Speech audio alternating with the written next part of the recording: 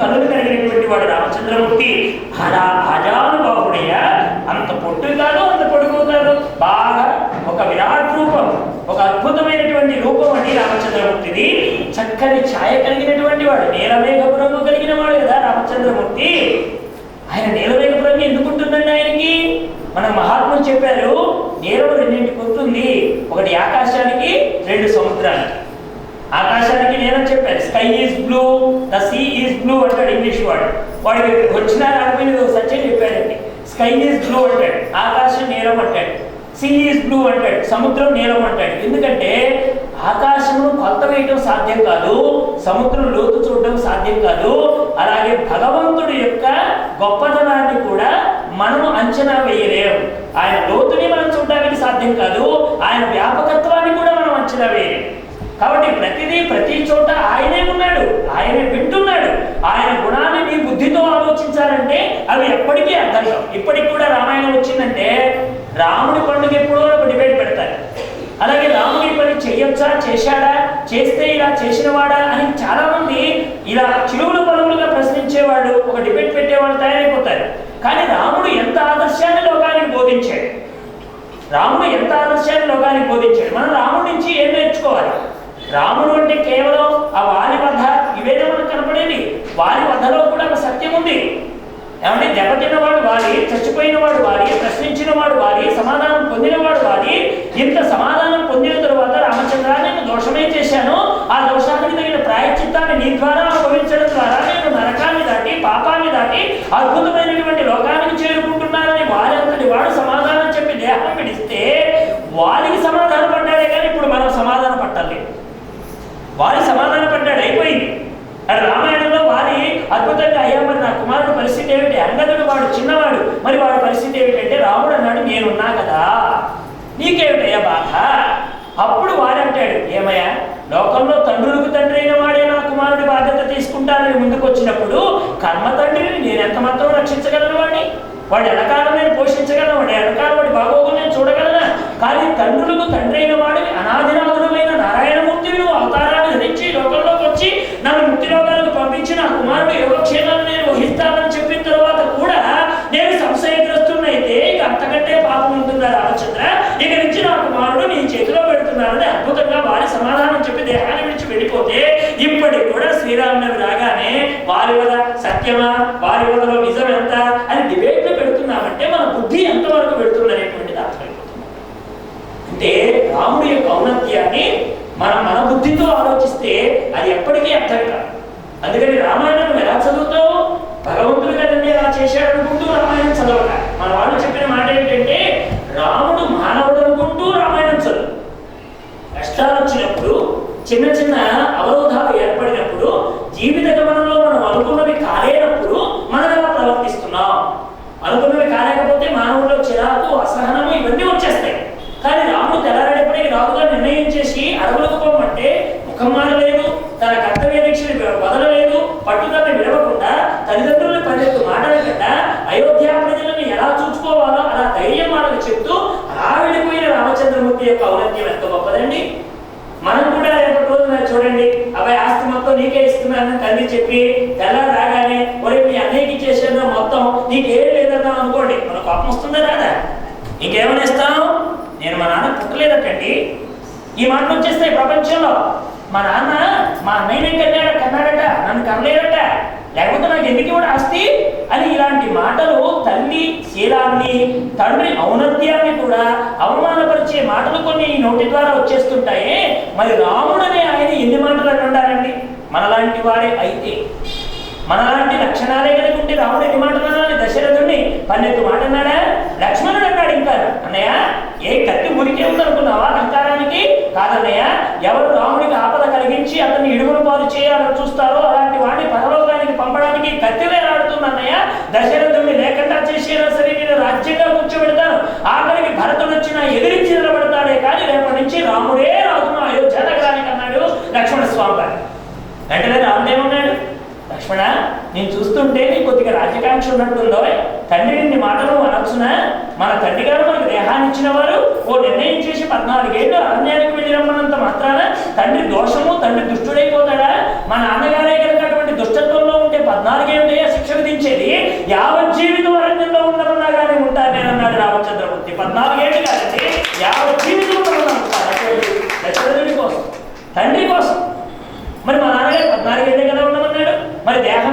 ఈ పాటి సేవనం చేసుకోలేని ఆయనకి. పైగా ఇంకో మాట అన్నాడు, లక్ష్మణ నీకే కనుక రాజ్యకాంక్ష ఉంటే నీకు అప్పచెప్తాను. భరతుడిని ఇప్పుడే పిలిచి భరతుడు నా మాట వింటాడు. చూడండి రాముడికి ఎంత నమ్మకము భరతుడి మీదే. దశరథుడికైనా కించిత్ అనుమానం భరతుడి పట్ల కలిగిందేమో కానీ రాముడికి కలగలేదు. దశరథుడు ఏమంటాడు, ఒకవేళ భరతుడే కనుక కైకేయి మాట విని రాజ్యసింహాసనాన్ని అధివసించడానికి కనుక ఆయన ఉద్యుక్తుడైతే భరతుడు నాకు అంత్యక్రియలు అంత్యేష్టిలు నిర్వహించడానికి వీల్లేదు అంటాడు దశరథుడు. అంటే అక్కడ అర్థం ఏమిటి, భరతుడు కూడా అంగీకరిస్తాడేమో అనే భావన దశరథుడికి ఉన్నట్టేగా, రాజ్యం తీసుకుంటాడేమో అనే భావన ఉన్నట్టే కదా. కానీ రాముడు ఏమంటున్నాడు, నేను మాట చెప్తే భరతుడు వింటాడు అన్నాడు. ఎంత అద్భుతమైనటువంటి ఘట్టాలండి రామాయణంలో. వాళ్ళ అన్నదమ్ముల మధ్య ఉండేటువంటి భావన, వాళ్ళ సంభాషణ, వాళ్ళు ఒకళ్ళ మీద ఒకళ్ళు కలిగినటువంటి అనురాగ ఆప్యాయతలు అనేవి ఎంత గొప్ప మనకి అయోధ్యాకాండలో నిరూపణ అవుతాయి అలాంటి విషయాలన్నీ కూడా. కాబట్టి అలాంటి లక్షణాలు కలిగినటువంటి వాడండి రామచంద్రమూర్తి. చూడముచ్చదైనటువంటి చక్కని ఛాయ కలిగిన వాడు, తేజస్సు కలిగిన వాడు, చారడేసి కన్ను కలిగిన వాడు, అన్నింటినీ ఒక అద్భుతంగా బొమ్మ గీస్తే లోకంలో చూడండి, ఒక వ్యక్తి బ్రహ్మగారు ఒక వ్యక్తిని తయారు చేస్తే ఏమంటే ఎన్ని లోపాలు ఉంటాయో. ముక్కు బాగానే ఉంది కానీ పెదవు దగ్గర కొద్దిగా లోపం పెట్టేశాడండి దేవుడు అంటాడు ఒక ఆయన. ఒక ఆయన అంటాడు ముఖం అంతా బాగానే ఉంది కానీ చేతులు పొట్టిగా ఉన్నాయండి అంటాడు ఒక ఆయన. ఏవేవో లోపాలు. ఎందుకంటే బ్రహ్మ సృష్టిలో అంతా సక్రమంగా ఉండేటువంటి ఆకారం బయటకు వచ్చిందంటే అది చాలా అరుదైనటువంటి రూపంగా చెప్పాలి. అలాంటి రూపం ఉన్నది అంటే అది ఇద్దరికే ఉన్నది. స్త్రీ పురుషులు వాడిద్దరే సొంతము. ఒకటి పురుషుల్లో అయితేనేమో రామయ్య, స్త్రీలలో అయితేనేమో సీతమ్మ. ఈ రెండే చెప్తారు ఆంజనేయ స్వామి వారు. ఆ రామలక్ష్మణుల యొక్క లక్షణాలు చెప్తూ సీతమ్మ వైపు కూడా చెప్తాడండి, అమ్మా నువ్వు కూడా సౌందర్యవంతురాలువేనమ్మా. మా పురుషులలో మా రామయ్య మాకెంత ఆనందంగా కనిపిస్తాడో స్త్రీలలో నీవమ్మ. మీ ఇద్దరు తప్ప ఇంకా ఎవరు కూడా సరిపడేటువంటి జోడీగా ఉన్నటువంటి వాడు మాకు కనపడలేదమ్మా. ఎవరో ఒకళ్ళు ఏదో ఒక లోపం ఉంది, కానీ మీకు చక్కని రూపం భౌతికంగా ఉంది. మీ ఆత్మ సౌందర్యం కూడా ఒకరి ఎందు ఒకరికి ఇష్టం కలగడం అనేటువంటిది మాకు తెలుస్తుంది అన్నాడు. ఎవరు? ఆంజనేయ స్వామి వారు. ఎందుకని ఇంత లెక్కలో ఉండి ఇంత వైభవంగా రావణాసురుడు ఎదురుగా కనిపిస్తుంటే నిన్ను చేరితే చాలు పట్టమహిషిని చేస్తానని ఎదురు తిరుగుతున్నటువంటి వాడు నీ చుట్టూ తిరిగేవాడు నీ ఎదురుగా ఎక్కడ పడుతున్నా అడవుల్లో ఉండి వస్త్రాలు కట్టుకోవడానికి కూడా పట్టు వస్త్రాలు లేక నారచీరలు కట్టి కోదండాన్ని ధరించి ఇలాంటి భావనతో ఉన్నటువంటి రామచంద్రుడు అంటే అనురక్తి కలిగిన హృదయం కలిగిన శ్రీమూర్తి దొరకడం అనేటువంటిది ఈ చరిత్రలో ఇక ఉండదమ్మా. ఆడవాడవైతే నీవు, మగవాడవైతే మా రామయ్య, వీళ్ళిద్దరే సరిపోయినటువంటి వాడమ్మా. అలాంటి వాళ్ళకు సేవ చేసుకునే భాగ్యం మనకు కలగడం మా అదృష్టం కాదా అంటాడు ఆంజనేయ స్వామి వారు. అంటే అంతటి అదృష్టం ఎవరికి దొరుకుతుందండి? అంతటి సరిపోయేటువంటి గుణాలు కలిగిన వాడికి ఎంతమంది దొరుకుతారండి? కాబట్టి అటువంటి రూపం ఉన్నవాడు రామయ్య. అందుకనే అలాంటి స్వామి వారు ఉన్నారయ్యా. ఆయన కథ కూడా నేను చెప్తాను అని చక్కగా ఆయన చిన్నపాటి రామాయణాన్ని వినిపిస్తాడు. అంటే దశరథుడు ఉన్నాడు, 3 భార్యలు ఉన్నారు, పుత్రకామేష్టి యాగం చేశారు, 4 పిల్లలు పుట్టారు, విశ్వామిత్ర యాగ సంరక్షణార్థం వెళ్ళారు. అక్కడి నుంచి బయలుదేరి సీతా స్వయంవరానికి వెళ్ళాడు. అమ్మవారిని వివాహం చేసుకున్నాక అక్కడి నుంచి అయోధ్యకు వచ్చారు. అక్కడి నుంచి భరతుల వారు పట్టాభిషేకం జరగాలని కైకమ్మ వారు చెప్పిన మీద అరణ్యానికి బయలుదేరారు. అక్కడ 13 ఏళ్ల పాటు జరిగిన తర్వాత 14వ ఏట రావణాసుడు అనేవాడు అమ్మ తీసుకెళ్ళడం జరిగింది. అక్కడ మళ్ళీ దగ్గరలో ఉన్నటువంటి ఋషిముఖ పర్వతానికి వెళ్ళడం, 4 నెలల పాటు అక్కడ బాధపడడం, సుగ్రీవుడికి రాజ్యం ఇవ్వడం, వారి వద్ద జరగడం, అంగదుడికి యువరాజ పట్టాభిషేకం చేయడం. అక్కడి నుంచి ఈ అంగదుడి యొక్క సేనా నాయకత్వంలో ఆంజనేయుడు బయలుదేరడం, ఆ అమ్మవారు ఎక్కడున్నారో వెతుక్కుంటూ వెళ్ళి లంకంతా చూడడం, ఆ రాత్రికి రాత్రి ప్రయాణం సాగిన తర్వాత తెల్లవారుదామని అమ్మని చూడడం, అమ్మతో మాట్లాడడం, ఆవిడ దగ్గర చూడమని తీసుకోవడం, వచ్చేటప్పుడు అశోకవనాన్ని ధ్వంసం చేయడం, అక్కడ బయలుదేరినటువంటి 20,000 మంది కింకరులను చంపడం, రావణాసురుడు ప్రీతిత్రుడైనటువంటి అక్షకుమారుడు అనేవాడిని చంపడం, ఇంద్రజిత్తు వేసిన బ్రహ్మాస్త్రాన్ని కూడా లొంగకుండా రావణ సభాభవనానికి వెళ్ళడం, అక్కడ రావణాసురుడు బుద్ధి చెప్పడం, వాడు తోకని కాల్చడం, ఆ తోకతో లంకని కాల్చడం, లంక నుంచి మళ్ళీ ఆ సముద్రంలో తోకనార్పుకోవడం, మళ్ళీ తిరిగి రామచంద్రమూర్తి దగ్గరికి రావడం, ఇవన్నీ కూడా అక్కడ రామచంద్రమూర్తి యొక్క వైభవం మొత్తాన్ని కూడా నా బాలరామాయణం పేరు వినిపించేశారు నాలో. ఇది బాలరామాయణం. దీన్ని సంక్షిప్త రామాయణం అంటారు. సంక్షిప్త రామాయణం పేరిట ఇది నారదుల వారు వాల్మీకి చెప్పిందండి. అక్కడ వరకు 11,000 సంవత్సరాల పాటు రాముడు ప్రజానునికంగా పరిపాలన చేశాడయ్యా అని చెప్పగానే వాల్మీకి మహర్షి శ్రద్ధగా విని అమితానందాన్ని పొందేశాడండి.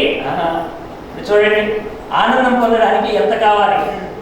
లోకంలో ఆనందం అనేటువంటిది ఎంత తాగితే వస్తుంది.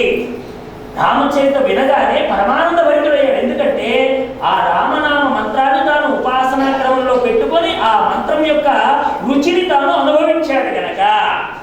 అందుకనే తారక మంత్రము కోరిన దొరికిన ధన్యుడనైతిని ఓరన్న.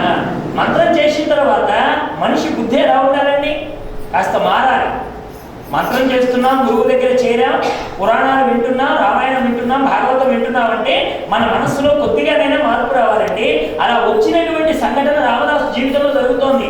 అంతా రామమయం, ఈ జగమంతా రామమయం. అప్పుడు ఆయన ఏం చెప్పాడు? ఇదంతా రామమయమే, బ్రహ్మమయమే, ఉన్నది రాముడే. ఇక అంతా రామమయమైనటువంటి వాడికి అంత నిష్ట కుదరడానికి కారణం ఏంటి? నా రాముడు నాకు రక్షణగా ఉన్నాడు, తక్కువేమి మనకు రాముడు ఒక్కడుంటూ వరకు. ముందు మంత్రం తీసుకోవాలి. మంత్రాధిష్టానమైన దైవము యందు నా ప్రభు ఉండగా నాకు దిగులెందుకనే భావన కావాలి. నా ప్రభు కేవలం ఒక స్థానమైందే పరిమితమైన వాడు కాదు, అసలు ఉన్నదే నా ప్రభు అనే నిశ్చయ అభిప్రాయానికి వస్తే అదే ముక్తి. మన మంత్రం తీసుకున్న దగ్గర ఆగిపోతున్నాం కొంతమంది అనుష్ఠానం దగ్గరికి వచ్చేటప్పటికి నా ప్రభువు నాకున్నాడనే ధైర్యాన్ని మర్చిపోతున్నారు. అందుకే చిన్న సంఘటనలు ఏమైనా రాగానే ఏడ్చేస్తున్నారు. ఏదో జరగకూడదు ఒకటి లోకంలో జరగగానే ప్రపంచమంతా నా మీదే పడ్డట్టుగా, ప్రపంచంలో కష్టాలన్నీ నాతోనే మొదలైనట్టుగా, అసలు దుఃఖానికి ఇక్కడ తావు లేకుండా నా ఇంటి మీదే దాడి చేసినట్టుగా బాధపడేవాడు బోలెడు మంది ఉంటారు. ఆ సమయంలో ప్రభు అయిన నారాయణుడు నాకున్నాడు, నా రామచంద్రమూర్తి నాకున్నాడు అనేటువంటి ధైర్యం కలిగిన వాడు ఎంతమంది ఉంటారు? చిట్ట చివరికి ఏం రావాలి? నా ప్రభు కేవలం అయోధ్యకు మాత్రమే పరిమితమైన వాడు కాదు, భద్రాచలానికి మాత్రమే పరిమితమైన వాడు కాదు, అసలు ఉన్నదే నా రాముడు. నా రాముడు లేని ప్రపంచం లేదు. నదులు, వనములు, నానా మృగములు, విహిత కర్మములు, వేద శాస్త్రములు అంతా రామమయం, ఈ జగమంతా రామమయం. నా రాముడు కాని తావేది, నా రాముడు లేని తావేది, నా రాముడే ఉన్నది, నా రాముడే సత్యము, ప్రపంచం అనిత్యము. రాముడిని నమ్ముకున్న వాడికి దుఃఖం లేదు అని ఎలుగెత్తి చాటగలిగిన భక్తులు ఒక్కడు చాలండి రాముడిని నమ్ముకోవడానికి. అలాంటి రామ వైభవాన్ని అనుభవించిన వాడు అలాంటి మనిషి. ఒక్కసారి రామకథను విన్న తర్వాత మన రామకథను ఏడుపుళ్ళు వింటూనే ఉంటాం, దుఃఖం కలగానే ఏడుస్తూనే ఉంటాం. తలుపు చాటను కూర్చొని ఒక చోట, సోఫాలో కూర్చొని ఒక చోట, పేపర్ అడ్డం పెట్టుకొని ఒక చోట, పుస్తకం అడ్డం పెట్టుకొని ఒక చోట, ముసుగేసుకొని ఒక చోట, దుప్పటి కప్పుకొని ఒక చోట, మన ఏడుపులన్నీ రకరకాలుగా సాగుతూనే ఉన్నాయి. రామాయణం వినడం లేదా? వింటున్నాం. ఏడుపు ఎందుకు పోవడం లేదు? వాల్మీకి విన్నట్టుగా వినలేదు కనుక అంతే. మరి దుఃఖం ఎందుకు పోవడం లేదు? గుళ్ళుకు పోతున్నాం, గుళ్ళు ఖాళీ ఉండడం లేదు. శ్రీరామం వస్తే 12 ఖాళీ ఉండవు, శివరాత్రులు వస్తే శివాలయాలు ఖాళీ ఉండవు, రేపు నవరాత్రులు వస్తే అమ్మవారి గుళ్ళు ఖాళీ ఉండవు. దుఃఖం వచ్చిందంటే ఇక మంచానికే మొత్తం కన్నీళ్ళన్నీ అప్పచెప్పేస్తాం. మరి ఏమైపోతుంది భక్తి అంతా? ఇది భక్తి కాదా అంటే భక్తే కాదనడంలే. ఆ భక్తి ఇంకా తీవ్రమై ఇది సత్యం కాదు సుమా, వచ్చిన దుఃఖం సత్యం కాదు, నా ప్రభువు సత్యము, నా ప్రభువుని నమ్ముకున్నాక ఈ దుఃఖం నన్ను ఏం చేస్తుంది అని ఒక అద్భుతమైనటువంటి వ్యక్తిని నమ్ముకున్నప్పుడు మనకు కలిగేటువంటి దుఃఖాల పరంపర యొక్క శక్తి ఎంతవరకు అండి? అన్నింటికంటే అపారమైన శక్తి మన దగ్గర భగవంతుడు ఉన్నప్పుడు ఈ దుఃఖాలు నన్ను ఏం చేస్తాయి కనుక అలా వెళ్ళిపోగలిగినటువంటి ధైర్యం కావాలి. అది ఒక ప్రహ్లాదుడికి ఉందండి. శూలాల్లో పొడుస్తున్నా, అగ్నిలో వేస్తున్నా, ఎడుగుల కింద తొక్కిస్తున్నా, పులుల మధ్యలో పడవేసినా, ఘోరమైన సర్పము కాట్లకు విషానికి అతను బలి కావాలని చూచినా, సముద్ర మధ్యలో పడవేస్తున్నా, కొండల మీద నుంచి దొర్లిస్తున్నా, నా నారాయణుడు ఒక్కడున్నాడు నాకెందుకు భయమని గొప్పదైన ధైర్యం కలిగిన ప్రహ్లాదుని యొక్క భక్తి మనకు రావాలి. ఆ భక్తి కలిగిన నాడు లోకంలో ఉన్నవేవి మనం ఏం చేయలేము. అందుకని కోదండ రాముడు అంటే దండపాణికే దండపాణికో దండపాణికు దండరాము. రాముడి నామం సామాన్యమా? దండపాణి అంటే ఎవరు? యముడు. దండపాణి అంటే యముడు. దండపాణికే దండపాణి అంటే యముడికి యముడండి. ఎవరు యముడికి యముడు? ఎవరండి? మీరు అనొచ్చు యముడికి మూడు చిరంజీవి కదండి. కాస్త సినిమా నడిచి బాగా ఎక్కువ కనుక మనకి అది అనొచ్చు కాక. కానీ మన వాడు ఏం చెప్పారు? యముడికి యముడు, వాడికి మొగుడు ఒకడు ఉన్నాడు, వాడు కోదండాన్ని ధరించిన రామచంద్రమూర్తి అని చెప్పారు. దండపాణికే దండపాణి కోదండపాణి ఉద్దండనామం. ఆయన రూపము, ఆయన నామము అంత శక్తివంతమైనదన్నమాట. అందుకని వాల్మీకి మనుషులు వారికి ఆనందం కలిగి ఆయన వెళ్ళిపోయాడు. ఉపదేశం చేశాడు, వెళ్ళిపోయాడు. ఆ ఉపదేశం తరువాత మధ్యాహ్నం కావస్తున్నటువంటి సమయంలో ఈ మాధ్యాహ్నిక విధుల కోసం వెళ్ళాడు ఆయన. బాగా గుర్తుపెట్టుకోండి, నిత్యము నైమిత్తికమైన 2 కార్యాలు ఉంటాయి. నిత్యం అంటే అర్థం ఏమిటి? రోజు చేసే పూజ, రోజు చేసే వ్యాపారాలు, రోజు చేసేటువంటి కార్యక్రమాలు. నైమిత్తికం ఏమిటి? ఇదిగో ఇలాంటి రామాయణ ప్రవచనాలు. నిత్యం చేసేది వేరు. ఏమిటి నిత్యం ఏం చేస్తారు? ఈ సమయానికి ఏ టీవీ ఎదురుగా కూర్చొని ఏ సీరియల్లో తలపెట్టేసి ఎక్కడ ఏమేం చేస్తుంటామో మనందరికీ ఒప్పుకోకపోయినా ఉన్న సత్యం అది కనుక అందరూ మనస్సులోనైనా ఒప్పుకు తీరాలి. కాబట్టి ఇక్కడ మనం ఈ సమయం లేదనుకోండి ఏం చేస్తాం? అక్కడేమో ప్రపంచం బోర్డన్న ప్రపంచం ఇంట్లోకి వచ్చేస్తుంది. వినకూడని వింటాం, చూడకూడని చూస్తాం, అనుభవించకూడదని అనుభవిస్తాం. ఇవన్నీ మనం చేస్తున్నాం కదా. ఇది నిత్యకైత్రము. మన నైమిత్తికం ఏమిటి?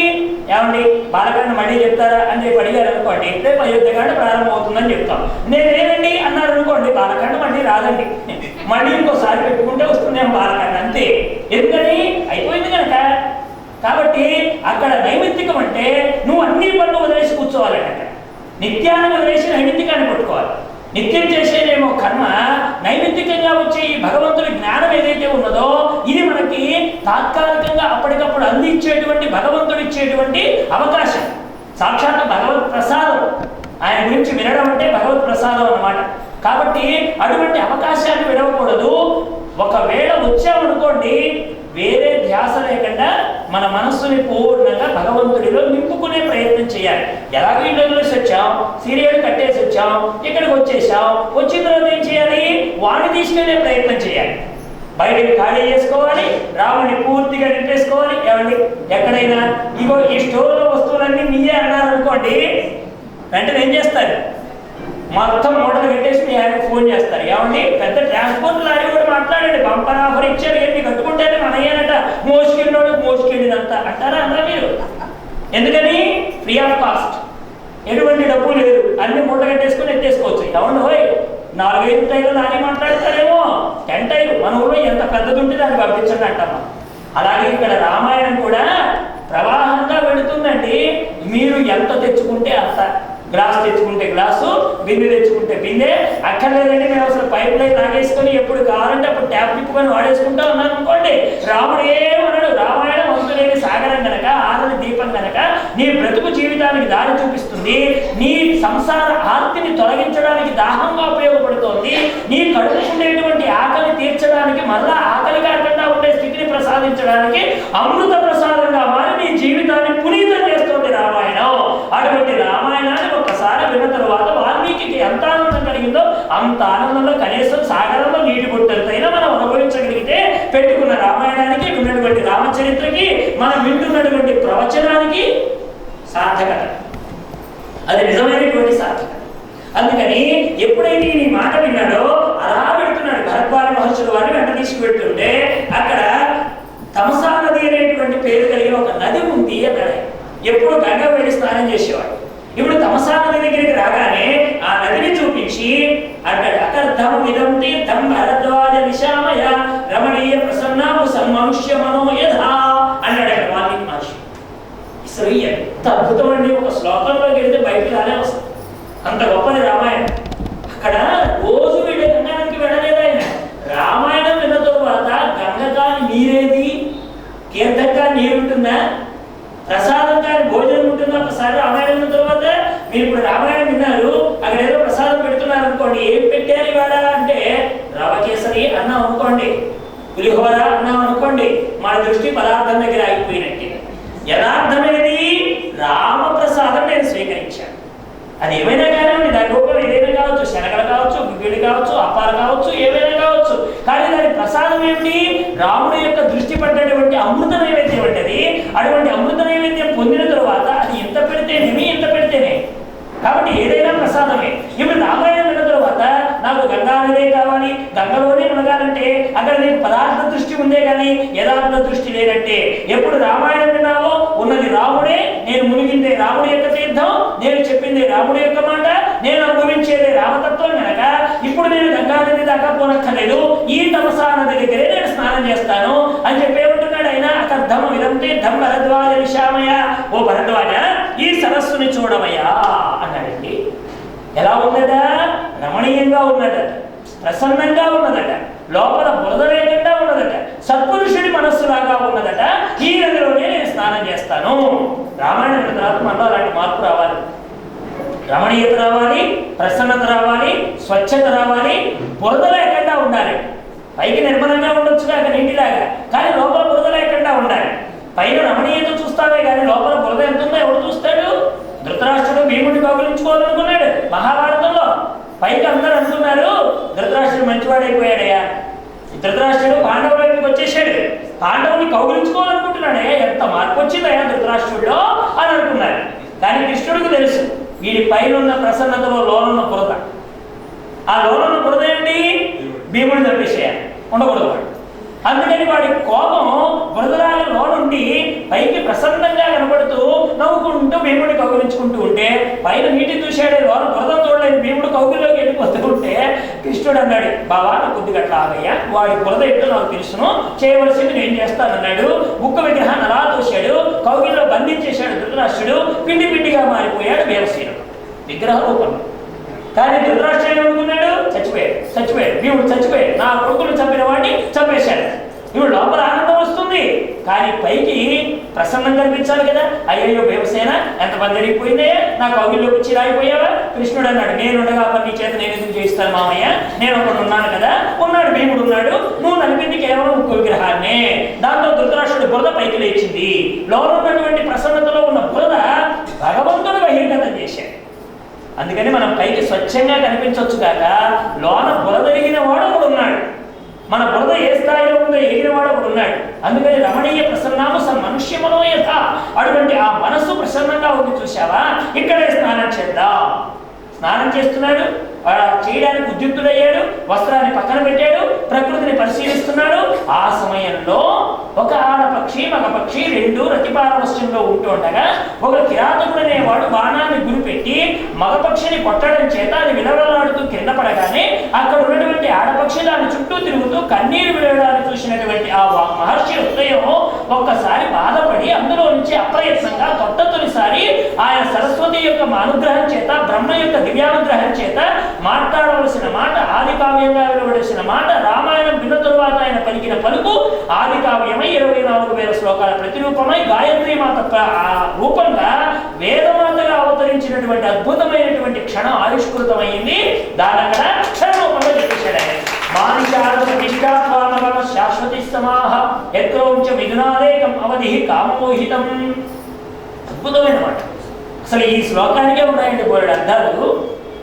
ఈ శ్లోకం అక్కడ చదివితే 7 కాండలు చదివినట్టే. ఎందుకంటే 7 కాండల సారమంతా కూడా ఈ శ్లోకంలో నివిడీకృతం చేశాడు. బాలకాండ, అయోధ్యకాండ, అరణ్యకాండ, కిష్కింధకాండ, సుందరకాండ, యుద్ధకాండ, ఉత్తరకాండ, మొత్తం 7 కాండల సారాంశం ఈ శ్లోకంలో ఇవ్వడి చేశాడు ఆయన. ఒరే కిరాతుడా, ఆడపక్షి మగపక్షి రతిపారవశ్యంలో ఉండగా మగపక్షిని కొట్టి ఆడపక్షి కన్నీటికి కారణమైనటువంటి నీవు ఎంతో కాలం బ్రతకవు సుమా అంటే శాశ్వతంగా అపకీర్తి పాలవుగా కానీ శపించేశాడు. వెంటనే అప్రయత్నంగా వెలువడినటువంటి ఈ మాట తనకి ఆశ్చర్యం కలిగి ఇలాంటి మాట నా నోటి నుంచి ఎందుకు వచ్చిందా అని దాన్ని మననం చేస్తున్నటువంటి సమయంలో ఆశ్రమానికి వచ్చాడు. అదే తలుచుకుంటున్నాడు. ఆ సమయంలో బ్రహ్మదేవుడు వచ్చాడు. హాయిని చూడగానే ఇక ఆనందం కలిగింది. ఏమండి, ఓ త్రోవలు కొట్టేవాడు, సప్తర్షుని కట్టేసిన వాడు, ఇంతకాలం ఇంత తక్కువతనంగా లోకంలో పేరు తెచ్చుకున్నవాడు, అలాంటి వాడు రామాయణం వినగానే ఇంత గొప్ప మాట పలకగానే బ్రహ్మకు వేదాలకు అధిదేవుడైన బ్రహ్మదేవుడు దర్శనం కలగడం చేత ఆనందపడిపోయాడు. ఆర్ఘ్యపాద్యాదులు ఇచ్చాడు ఆయన. స్వామిని కూర్చోబెట్టాడు. బ్రహ్మదేవుడు కూడా ఆనందంతో వాల్మీకి మహర్షిని నువ్వు కూర్చోవయ్యా అని ఆసనం చూపించాడండి. రామాయణం వింటే అలాంటి అదృష్టం కలుగుతుంది. రాముణ్ణి అనుభవిస్తే అంత గౌరవం కలుగుతుందండి. బ్రహ్మగారు కూడా రామాయణాన్ని శ్రద్ధగా విన్నటువంటి వాడు ఎదురు కూర్చోవడానికి ముందు అంత శ్రద్ధగా విన్న రామాయణాన్ని విన్నవాడిని కూర్చోబెట్టి తర్వాత బ్రహ్మగారు కూర్చుంటారు. అది రామాయణం యొక్క గొప్పదనం. అటువంటి రామచంద్రమూర్తుల వారి కథని విన్నావు, మనస్సు మార్చుకున్నావు, ఇంత అద్భుతంగా రామ కథని అనుభవించావు కనుక నువ్వు కూర్చో. అప్పుడు ఆయన, అయ్యయ్యో నా మనస్సులో శ్లోకమే కదులుతోంది స్వామి, నేనంతటి దృశ్యాన్ని చూసిన తర్వాత మనస్సు కకాలికలమైపోయింది అనగానే అప్పుడు బ్రహ్మదేవుడు అన్నాడు, మహర్షి నువ్వు చెప్పింది శ్లోకమే. శోకం లోకం కలిపితే శ్లోకం, శోకం ప్లస్ లోకం = శ్లోకం అన్నాడు. అంటే ఎవరి యొక్క శోకము లోకంలో ఉండే దుఃఖాన్ని చూసి చెలించి వాటి కోసం కన్నీరు విడుస్తారో అటువంటి మహాత్ముల యొక్క వాక్యాలే శ్లోకాలు అయిపోతాయి. మరి మనం మాట్లాడేవి శ్లోకాలు ఎందుకు కావడం లేదు అంటే మనం లోకం కోసం ఏడవడం లేదు కనుక. మనం లోకం మీదపడి ఏడుస్తున్నాం కనుక మనం శ్లోకాలే అయ్యాయి, శ్లోకాలు కాదా. ఇప్పుడు ఎన్ని ఏడుపులు ఏడ్చుంటామో, ఎన్ని మాటలు మాట్లాడుంటామో. ఆయన ఒక్కసారి ఏడ్చాడు, శ్లోకం అయింది. మనం ఏమవుతున్నాయి? శోకాలు అవుతున్నాయి. ఎందుకని మనం లోకం మీద పడి ఏడుస్తున్నామే కానీ లోకం కోసం ఏడవడం లేదు కనుక. ఆయన లోకం కోసం ఏడ్చాడు. ఎదుటివాడి దుఃఖాన్ని చూసి చలించిపోయి బాధపడ్డాడు. అప్పుడు అన్నాడు, నాయన నువ్వు నారదుల ద్వారా ఏ కథ కథనైతే విన్నావో దాన్ని ఒక కావ్యంగా రాసి లోకానికి అందించు, చిరకీర్తిని పొందుతావు. యావస్తక్ష్యంతి గిరయ సరితచ్చ మహీతరే తవ రామాయణ కథాలోకేషు ప్రచరిష్యతి. ఇప్పుడు ఈ కథాభాగం ఎలా పెడుతుంది? శ్రీమద్ రామాయణం అనే పేరుకి పెడుతుంది. లోకంలో పర్వతాలు నదులు ఎంతకాలం ఉంటాయో అంతవరకు రాముడి కథ ప్రచారంలో ఉండి తీరుతుంది అన్నారండి ఆయన. లోకంలో చాలా మంది అంటారు, ఏమండి కలియుగాంతం ఎప్పుడండి, యుగాంతం ఎప్పుడైపోతుందండి అంటే ఉంటే దానికి వాల్మీకి రామాయణమే సాక్ష్యం. ఎక్కడ రామకథ జరుగుతోందో, ఎంతకాలం రాముడి నామం లోకంలో ఎవరో ఒకరి నోటి వెంట అప్రతిహతంగా జాలువారి రామనామం లోకమంతా పునీతం చేస్తుంటుందో, రామకథ ఉన్నంతకాలం, రామనామం ప్రతిధ్వనించినంతకాలం లోకానికి ఎటువంటి ఆపద లేదు అని చెప్పారు రమ్మగారు. అంటే ఇప్పుడు రామనామం ఏం చేస్తుంది? మనం అనుకోవచ్చు, ఏమండి ఇప్పుడు మనం రామాయణం ఈ రోజే కదా మొదలెట్టాం అంటే, ఇక్కడ మొదలు పెట్టకపోయినా ఎక్కడో ఒక చోట రామకథ అనేటువంటిది జరుగుతూనే ఉంటుంది. శ్రీరామ అని రాయని వారు లేరు లోకంలో. రామనామం మనం లేకపోతే ఇంకెవరైనా రాస్తారు. అనని వారు లేరు లోకంలో. ఎక్కడో చోట అప్రతిహతంగా సాగుతూనే ఉంటుంది రాముడి యొక్క కథాధానం.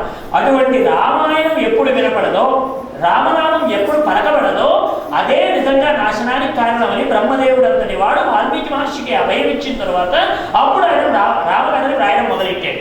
మొదలెట్టిన తర్వాత దీనికి ప్రచారం ఎలాగా? లోకంలో కథలు బాగా జరుగుతాయి, కథలు ప్రచారం ఎక్కడ జరుగుతుంది?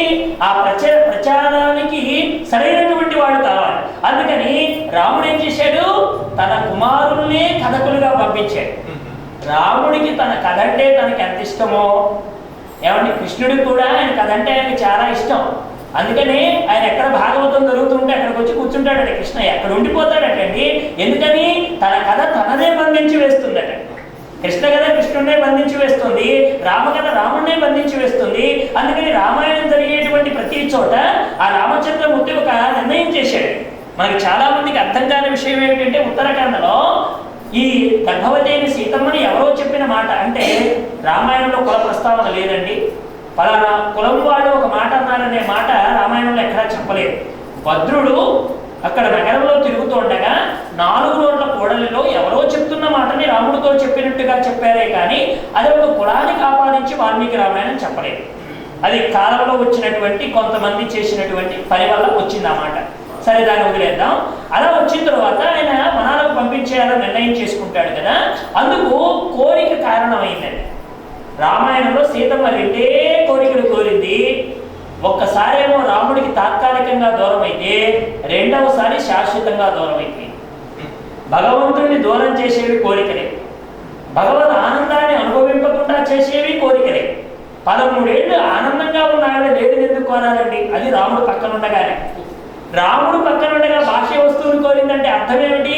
రాముడిలో ఆనందం లేదనేగా అర్థం, రాముడిలో అంతటి సుఖం లేదనేట్టే కదా అర్థం. అంటే జీవలక్షణాలు ఏం చేస్తుంటాయంటే, రాముడి కంటే పొందవలసింది ఏదో ఉందని పరిగెడుతోంది జీవలక్షణం. అదే బంధనానికి కారణం. ఆ కోరికే రావణాసురుడికి చిక్కేలా చేసింది అమ్మ. రెండవసారి ఏం చేసింది? నేను మునిపత్తుల ఆశ్రమంలో ఉండాలని కోరికగా ఉంది, ఓసారి నాకు మళ్ళీ పాత జ్ఞాపకాలు నెమరు వేస్తున్నాయి రామచంద్ర, నేను మళ్ళా అక్కడికి వెళ్ళడానికి ఒక అనుమతి ఇవ్వండి అని కోరుతుంది ఆవిడ. అంత క్రితమే ఆ భద్రుడు వచ్చి చెప్పడానికి ముందు రోజు రాత్రి ఆవిడ కోరుతోంది కోరిక. గర్భవతిగా ఉన్నప్పుడు కోరిన కోరిక లోపల ఉన్నటువంటి పిల్లలు అడిగిన దానితో సమానం కనుక, అందుకే మన ఇంట్లో పెద్దవాడు ఎవరైనా ఉంటే, అది కాస్త గర్భంతో కనుక అమ్మాయి ఉంటే ఏమడుగుతారు? అమ్మాయి ఏమైనా తినాలనిపిస్తుందా, త్రాగాలనిపిస్తుందా, ఏమైనా నీకు చెయ్యాలా అని. ఏం బాధపడకమ్మా, కాళ్ళొత్తమన్నా ఒత్తేస్తాను. అమ్మ నువ్వు ఒత్తుతావా? నీకు కాదే, నా మనవడు మనవరాలు ఎవరో ఉన్నారు లోపల, వాళ్ళ కోసం నీ కాళ్ళు ఒత్తుతానా ఏంటి నేను? అది ఎప్పుడు? పూర్ణ గర్భం వస్తే. మా రామకృష్ణానంద స్వామి వారు అదే చెప్పేవారు.